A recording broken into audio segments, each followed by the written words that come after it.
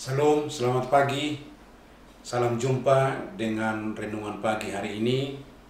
Eh, Marilah kita mendengarkan firman Tuhan, namun sebelumnya kita berdoa.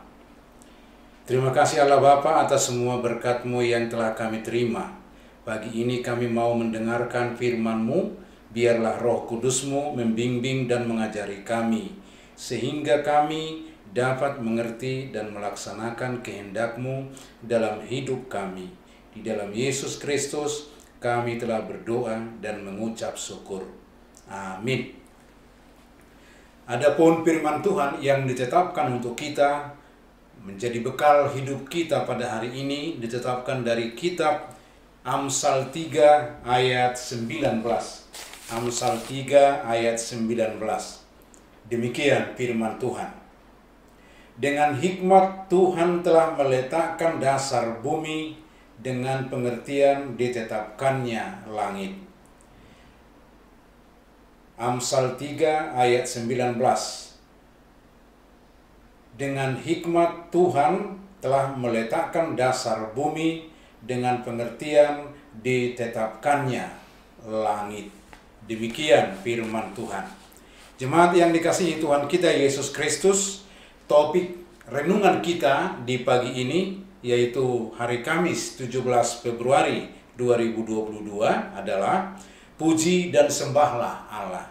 Puji dan sembahlah Allah. Jemaat yang dikasihi Tuhan kita Yesus Kristus, Ibu dan Bapak, saudaraku di dalam Yesus Kristus, topik renungan kita pagi ini berkata puji dan sembahlah Allah.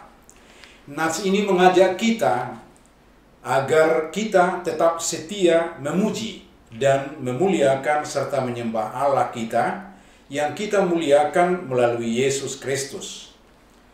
Memuji dan menyembah Allah adalah bukti atau respon, jawaban atas pengenalan kita akan Tuhan, atas pengenalan kita akan berkat-berkat atau karunia yang sudah kita terima dari Tuhan Allah. Sebab hanya orang berimanlah yang mengenal Tuhan dan yang mampu setia untuk menyampaikan pujian dan penyembahan yang benar kepada Tuhan Allah. Jemaat yang dikasihi Tuhan kita Yesus Kristus, dalam nats ini dikatakan dengan hikmat Tuhan telah meletakkan dasar bumi, dengan pengertian ditetapkannya langit. Artinya, Allah adalah Maha Kuasa, pemilik seluruh bumi, yang telah menjadikan langit dan bumi dan segala isinya dari yang tidak ada menjadi ada. Dengan kata lain, creatio ex nihilo, dan bumi serta seluruh isinya dicipta, dijadikannya dengan penuh kesungguhan dan pertanggungjawaban yang maksimal.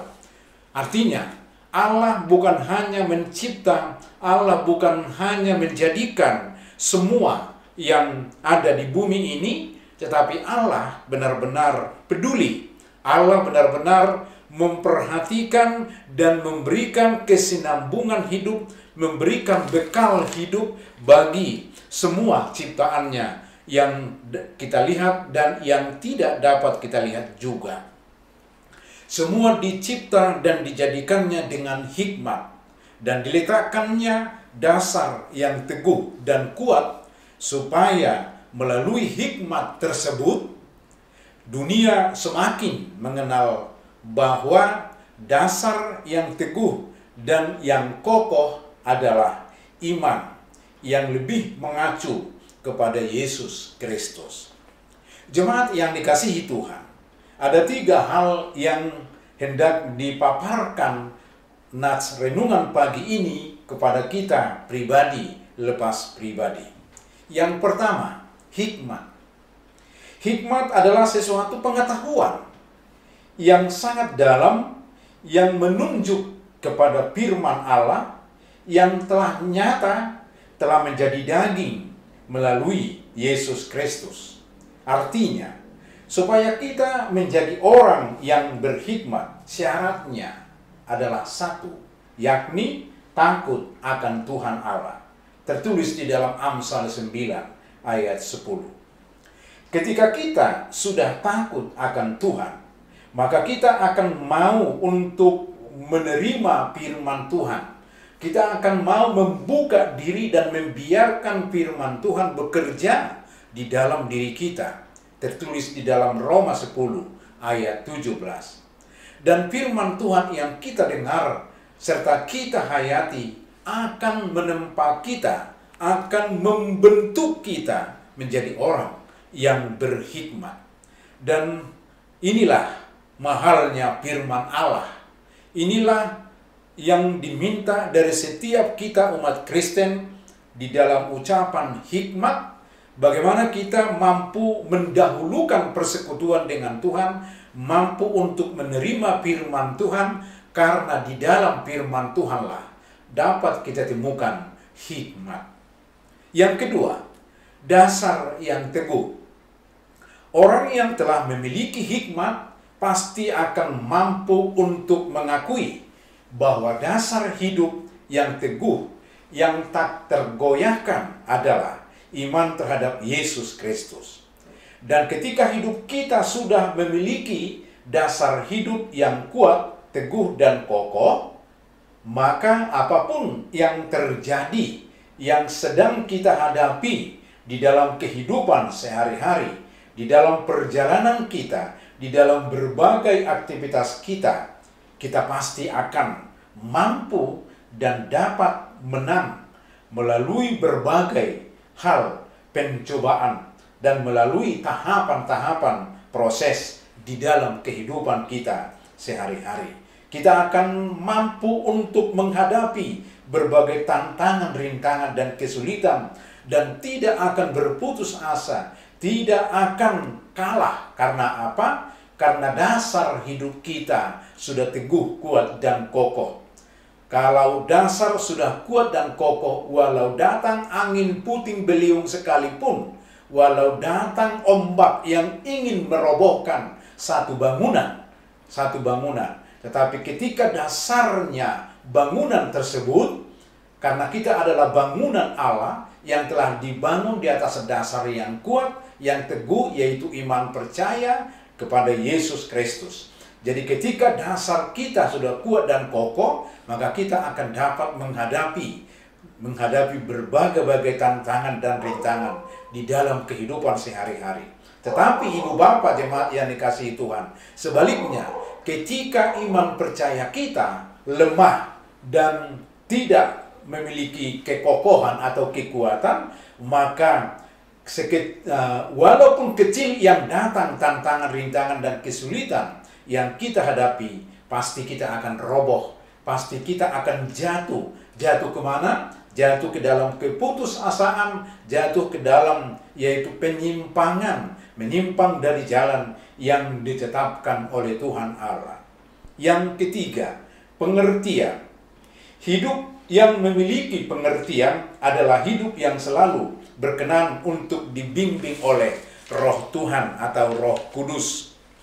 Sebab hanya Roh Kuduslah yang berkuasa memberikan hati yang mengerti akan kehendak Tuhan, dan mengerti akan tugas dan tanggung jawab, mengerti akan keterbatasan diri sendiri, mengerti akan keterbatasan hidup sesama. Sehingga dengan adanya pengertian, maka hidup akan saling membangun, bukan saling mencerca, bukan saling menyudutkan, bukan saling menjatuhkan, tetapi saling membangun. Karena memang hidup saling membangun adalah kehendak Tuhan. Asalkan membangun itu, yakni bertujuan membangun kemuliaan dan kesatuan kita dengan sesama kita, supaya kita tetap satu di dalam iman, pengharapan, dan di dalam kasih. Itulah perlunya pengertian di dalam hidup kita. Oleh karena itu, ibu bapa, jemaat yang dikasihi Tuhan, nats ini mau mengatakan kepada kita, terimalah firman Allah, percayalah akan kuasanya, hiduplah dalam kehendak Tuhan, serta setialah berjalan di jalan yang telah ditetapkan dan ditunjukkannya kepada kita. Dengan demikian Tuhan akan semakin memberkati kita, memberkati semua pekerjaan kita, aktivitas kita, terutama di dalam hari ini. Tuhan Yesus memberkati kita semua. Amin. Kita berdoa. Terima kasih Tuhan, Allah Bapa, Anak dan Roh Kudus, atas firman-Mu hari ini yang telah membimbing kami supaya kami hidup semakin mengenal, meyakini dan mempercayai akan kuasa-Mu, bahwa hanya Engkau-lah Tuhan yang layak kami puji dan sembah serta kami muliakan. Mampukan dan kuatkanlah kami Tuhan, agar kami hidup seturut dengan kehendak-Mu. Di dalam Yesus Kristus kami telah berdoa dan mengucap syukur. Amin. Anugerah Tuhan kita Yesus Kristus, kasih setia daripada Allah Bapa, serta persekutuan Roh Kudus kiranya menyertai dan memberkati kita sekalian hari ini kekal sampai selama-lamanya. Amin. Selamat beraktivitas, Tuhan Yesus memberkati kita.